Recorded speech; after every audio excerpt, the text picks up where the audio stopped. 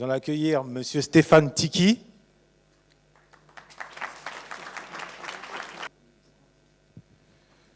Monsieur l'ambassadeur tchèque. Et enfin, Monsieur Lanciné Camara. Attention.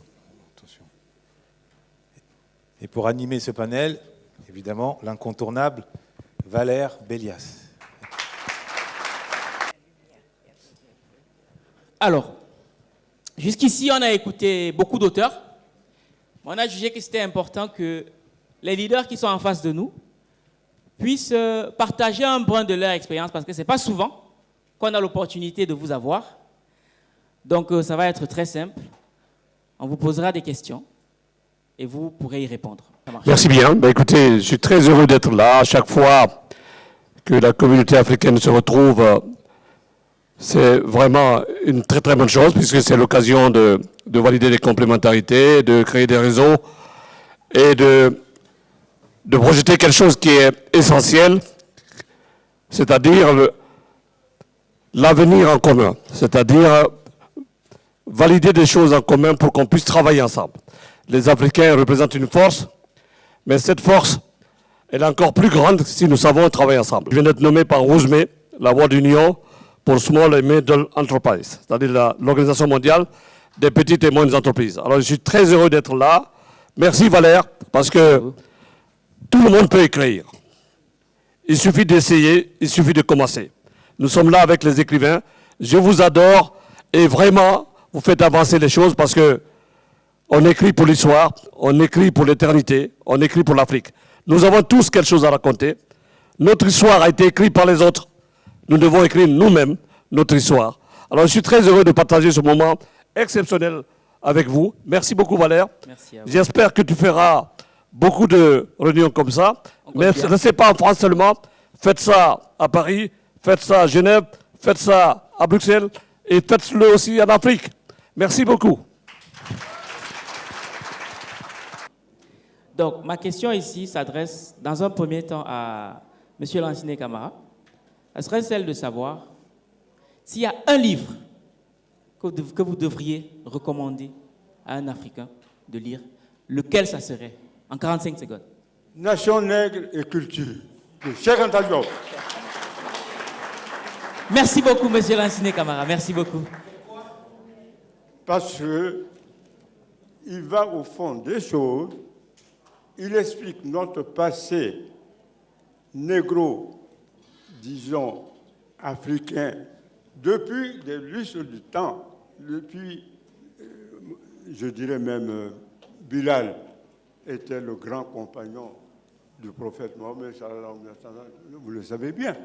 Donc, Cheikh Anta Diop, dans Nation nègre et culture, a expliqué tout ça avec brio, avec preuve à l'appui, même si ceux qui ne veulent pas que notre culture à nous tous soit connue de la même manière ont tenté de saboter Nation nègre et culture. Et nous avons défendu Nation nègre et culture et nous sommes tellement fiers de l'avoir fait qu'aujourd'hui, il y a l'université Cheikh Anta Diop. Micro, s'il vous plaît. Je dirais plutôt un auteur, évidemment, qui est Frantz Fanon, qui a bien montré comment l'Afrique a été colonisée.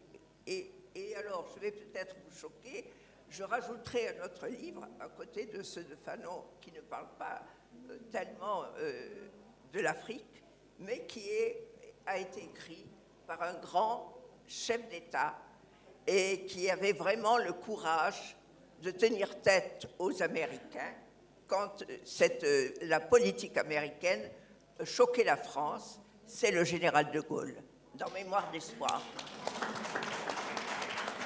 Ok, merci beaucoup. Un autre, Mémoire d'espoir, du général de Gaulle.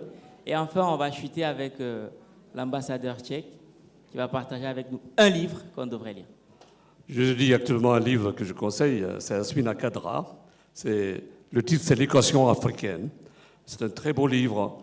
Donc, je suis en train d'écrire 2 livres, La gloire de ma mère et puis L'Afrique avec ses solutions. Moi, j'ai 2 questions. Première question, qu'avez-vous à adresser comme message je m'adresse en particulier aux anciens, aux populations tunisiennes et plus largement du Maghreb, qui aujourd'hui semblent être contaminées par une négrophobie viscérale. Mais mon cher ami, le président tunisien se trompe. Ah, Il ne peut pas dresser l'Afrique noire contre le monde arabe. Il ne le fera pas, il ne peut pas. Et je suis très fier parce qu'il y a son Excellence, l'une des ministres qui a servi Ben Ali. Moi, j'ai été en Tunisie quand il y avait la CAN. C'était quelque chose de magnifique. Jamais, durant la CAN, quand il y avait Ben Ali au pouvoir, je n'ai senti nulle part le rejet de ce que je suis, c'est-à-dire un noir africain. Je pense qu'il y a au moins 70% à 80% des gens qui sont dans la salle sont français. Donc, nous sommes dans un pays où nous sommes reconnus français.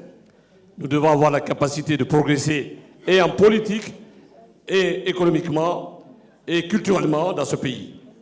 Vous savez, la nouvelle donne du monde, c'est celui de l'intelligence collective. Ça veut dire quoi?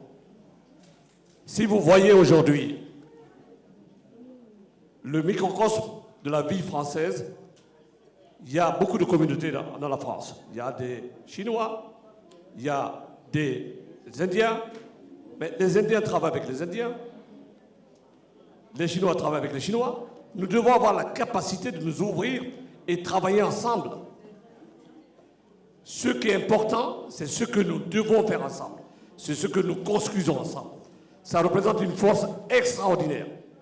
Si vous prenez votre téléphone aujourd'hui, vous regardez le potentiel que vous avez dans votre téléphone. C'est ce qu'on appelle les data, c'est-à-dire les contacts que vous avez dans votre téléphone. C'est déjà une richesse. Donc si vous créez quelque chose et que vous projetez quelque chose sur le business que vous devez développer, vous avez déjà un trésor. Donc, ayons la capacité de nous ouvrir, de travailler ensemble et de créer du business en Afrique. Ce n'est pas parce qu'on est ici qu'on ne peut pas faire des choses en Afrique. Alors, ouvrons-nous. Moi, je suis très simple, je vous donne mon adresse mail, c'est goafricanow@gmail.com. Allez-y en Afrique maintenant, @gmail.com.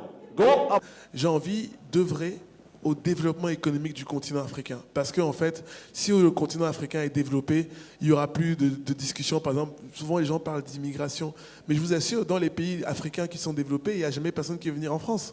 Parce que leurs pays sont développés. Aujourd'hui, la porte est grande ouverte. Et donc l'Afrique est là, elle nous appartient.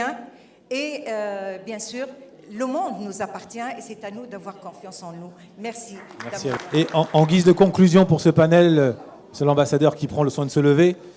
Nous avons un trésor qui est très important, c'est nos langues. Si vous donnez la possibilité à vos enfants d'apprendre à parler vos langues à la maison, ça développe l'esprit de l'enfant. Il faut parler vos langues aux enfants à la maison. La deuxième chose, c'est que quand vous devez choisir les jouets pour les enfants, choisissez des jouets qui leur permettent de s'émanciper et de lire. Parce qu'on peut donner des voitures aux enfants, c'est vrai, mais vaut mieux donner des livres. Il y a des livres pour les jeunes enfants de bas âge et ça permet de renforcer la capacité de l'enfant et de lui donner la chance d'apprendre à lire. Merci.